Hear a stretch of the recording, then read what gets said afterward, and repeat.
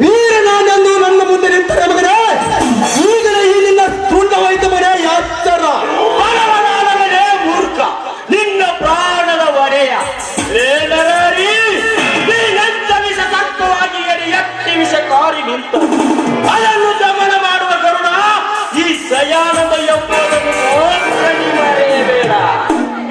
ಒಂದು ಸಲ ಕರಕೆ ಕಂಕಣ ಕಟ್ಟಿ ರಣಕ್ಕೆ ವೀರ ಕೊಟ್ಟು ಚಟ್ಟು ಬಾರಿಸಿ ನಿಂತರೆ ಯುದ್ಧ ನಾರಿಯ ಅಡಿಯಾಳಕ್ಕೆ ಬಂದು ಬಿಡುವಲೇ ನನ್ನ ಕರಕೆ ಕಂಕಣ.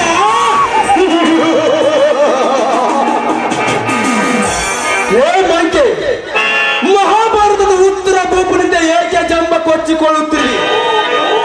ಹಿಂದೆ ಈ ನಾಡಿಗೆ ರಕ್ತವರಿಸಿಕೊಂಡಿರುವ ನಿನ್ನ ತಂದೆಯ ಕೊಲೆಯಾಗಿ ಅನೇಕ ವರ್ಷ ಕಳೆದರೂ ಸಣ್ಣರಂತೆ ತಿರುಗುತ್ತಿರುವ ಮಗನೇ, ಎಲ್ಲಿ ಹೋಗುತ್ತಾರೆ ಈ ನಿನ್ನ ಗಂಡಸ್ಥಳ? ಕೊಳೆದ ಗಾಯದ ಮೇಲೆ ಮತ್ತೊಂದು ಬೆಂಕಿ ಬರ ಎಳದೆಲ್ಲೋ ಅದಮ. ಈ ನಾಡಿನ ರಕ್ತವಾಗಿ ಬೆಳಗಿನ ನೆತ್ತಪ್ಪನ ಕೊಲೆ ಇಷ್ಟವರೇ ಮಾಡಿದರೆಂದು ಈಗಲೇ ಗೊತ್ತಾದರೆ 10 ಸೆಕೆಂಡಲ್ಲಿ ಅವರು ರುಂಡವನ್ನು ಕಡೆದು ಅವರದೇ ವಿಷ ರಕ್ತ. ಆದರೆ ನರಾರಿ, ಈ ನನ್ನ ಆವೇಶದಾಗ್ನಿ ಯಾರು ಮುನ್ನ ನೀ ಇಲ್ಲಿಂದ ಹೋಗಿಬಿಡು. ಇಲ್ಲದಿದ್ದರೆ ನನ್ನ ಆವೇಶಕ್ಕೆ ಮೊದಲು ನೀನೇ ನರಬಲಿ. ಆನಂದ,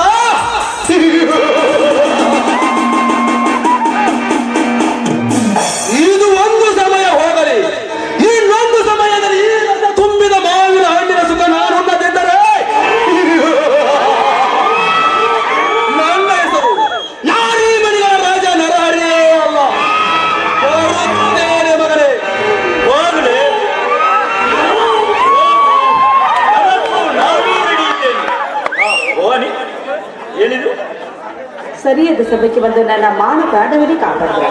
ಈ ಉಪಕಾರ ನಾನು ಯಾವತ್ತೂ ಮರೆಯಲ್ಲ. ನನ್ನದೊಂದು ಮಾತಾಡ್ತಿದ್ದಾರ ಅದೇನೆಂದು ಮನ ಬಿಚ್ಚಿಯರು ಕೆಚ್ಚಲೆಯ ವೀರನ ನೋಡಿ, ಈ ರಾವಣ ರಾಜ್ಯದಲ್ಲಿ ಮನೆಗೊಬ್ಬ ರಾಮ ಹುಟ್ಟಿ ಆ ರಾವಣನ ತೆರೆ ತೆಗೆದು ನನ್ನ ಕೈ ಹಿಡಿದು ನಿಮ್ಮ ಸತಿಗಾಗಿ ಮಾಡ್ಕೊಳ್ಳಿ ಅಂತ ನಿಮ್ಮ ಅಡಿರು. ಎದ್ದೇಳು ಭವಾನಿ. ನಿತ್ಯ ಬೆಳಗುವ ಸೂರ್ಯಚಂದ್ರನ ಸಾಕ್ಷಿಯಾಗಿ ನಾನಿನ ಕೈ ಈ ಪವಿತ್ರವಾದ ಭರತ ಭೂಮಿಯಲ್ಲಿ ಎಂಥ ಕೆಟ್ಟ ರಾಮನಂತವರು 1000 ಸಲ ಸತ್ತು ಹುಟ್ಟಿದರು. ಅವರು ಹುಟ್ಟರಗಿಸಿ ಈ ಜಗದ ನ್ಯಾಯ ನೀತಿ ಧರ್ಮ ಕಾಪಾಡುತ್ತೇನೆ.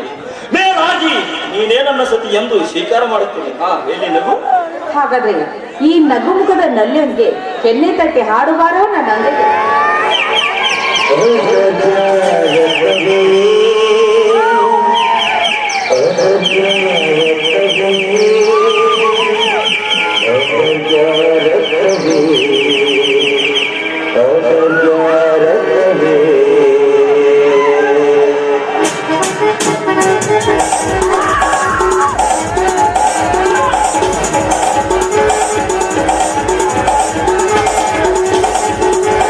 ಚುಮ್ಮು ಚುಮ್ಮು ಚಳಿಯಲ್ಲಿ